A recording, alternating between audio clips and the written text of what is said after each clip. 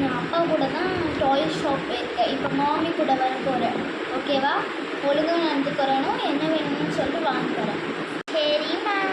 சரி வா போகலாம். பாப்பா இங்கே பாரு, எவ்வளோ பெரிய மால்.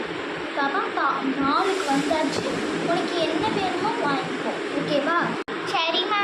ஒரு நிமிஷம் அம்மா போய் ட்ரெஸ்ஸு நான் ட்ரெஸ்ஸு வாங்கிட்டு அந்த ட்ரெஸ்ஸு புது ட்ரெஸ்ஸை நான் போட்டு வந்துக்கிறேன். இந்த ட்ரெஸ்ஸை நான் கழட்டி போட்டுட்டு. ஓகேவா?